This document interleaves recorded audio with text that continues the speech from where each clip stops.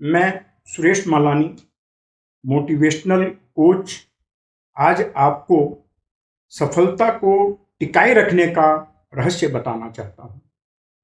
सफलता पाना बहुत आसान है, लेकिन उस सफलता को टिकाए रखना, मेंटेन रखना, बरकरार रखना, ये भारी काम है। सफलता को कैसे टिका के रखा जाए, आज मैं उसी के बारे में, उसका एक रहस्य आपको बताने वाला। सफलता को टिका के रखने वाला अगर कोई गुण है तो वो है नैतिक गुण। उसी गुण पे हम अपनी सफलता को बरकरार रख सकते हैं। नैतिक गुणों की पहली पाठशाला हमारा परिवार, हमारा घर, हमारा समाज ही है, और वो उसको सिखाने वाले, उन गुणों को बताने वाले ही प्रथम गुरु हमारे माता पिता है। आम भाषा में हम इसको ऐसे भी बोल सकते हैं कि ये जो नैतिक गुण है उसको दूसरी भाषा में हम संस्कार भी बोलते हैं, और इन्हीं पे टिके रहने के कारण हमारा सफलता भी टिकी रहती है। नैतिक गुणों की कमी से हमारी सफलता कैसे गिरती है उसके बारे में मैं एक उदाहरण दे रहा हूं।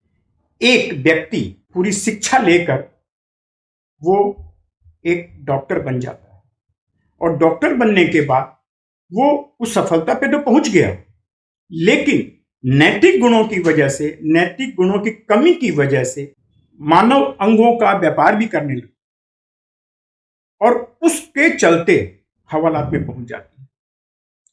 तो ये वो जो डॉक्टर बना, इतनी मेहनत करके वो सफल हुआ, वो सारी चीज उसके नैतिक गुणों पर टिकी हुई थी। तो हर क्षेत्र में एक सफल आदमी इस बात पे टिका रहता है कि उसमें नैतिक गुण कितने हैं। अगर नैतिक गुण नहीं है तो वो सफलता उसके लिए दुखदाई है, उसके लिए अभिशाप है। अब बात आती है कि ये नैतिक गुण क्या हैं। तो नैतिक गुण या ये मोरल वैल्यू, ये 4 खंभों पे टिके हुए हैं। पहला ईमानदारी, दूसरा सच्चाई, और तीसरा अपने स्वार्थ के लिए किसी का भी नुकसान नहीं करे। चौथा अपने वादे पर टिका रहना, कमिटमेंट पूरा करना।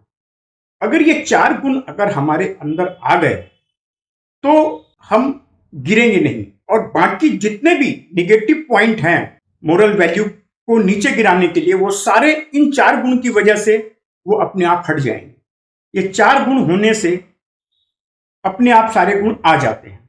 ऐसे तो परिभाषा के रूप में नैतिक गुण तो बहुत सारे हैं, फिर भी कुछ गुणों की मैं बात करूंगा आपसे, जिसमें एक तो ये है किसी का भी नुकसान नहीं करना, आदर करना, सम्मान करना, वादा खिलाफी नहीं करना, हिसाब में, लेन देन में परफेक्ट होना। जो व्यवहार हम अपने लिए चाहते हैं वही व्यवहार हमको दूसरों के साथ करना, और हर हालत में अपने वादे को मेंटेन रखना, अपने कर्तव्यों का पालन करना, और जब हम कोई गलती करते हैं तो उसका अगर हमें एहसास हो गया है तो क्षमा मांगना, और इसी तरह जरूरत पड़ने पे हमें क्षमा भी करना आना चाहिए। और अगर हमें अपनी गलती का एहसास हो गया तो हम क्षमा तो मांगेंगे ही, उसके साथ साथ हम अपना प्रायश्चित भी करेंगे उसका। तो इन सब चीज, ये जो सारे गुण जो है ना, ये उसी 4 खंभों पे से ही सम्मिलित है। अगर वो गुण 4 आ गए तो ये छोटे छोटे जो है ये अपने आप ही अंदर आ जाएंगे, ये अपना प्रभाव नहीं जमाएंगे। एक मैं छोटा सा और उदाहरण देता हूं, जैसे प्रकाश और अंधकार।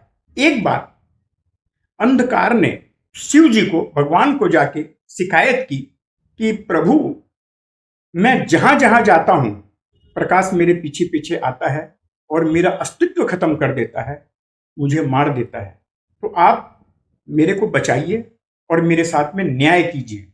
शिव जी बोले अपने दूत से कि जाओ प्रकाश को बुला के लाओ। प्रकाश पहुंच गया, लेकिन अंधकार नहीं आया। प्रकाश पहुंच गया, तो जब उसको पूरी बात बताई गई तो वो बोला, भगवान, मैं तो किसी अंधकार को जानता ही नहीं हूं, मैं क्यों उसका रास्ता रोकूंगा, क्यों उसका अस्तित्व मिटाऊंगा, मैं तो जानता ही नहीं हूं। उस अंधकार को बुलाइए मेरे पास, मैं देखूं तो सही कि कौन है ये, मैं तो नहीं जानता प्रकाश को। तब शिव जी ने अपने दूत को बोला कि अंधकार को बुला के लाओ, लेकिन वो अंधकार आज तक नहीं आया।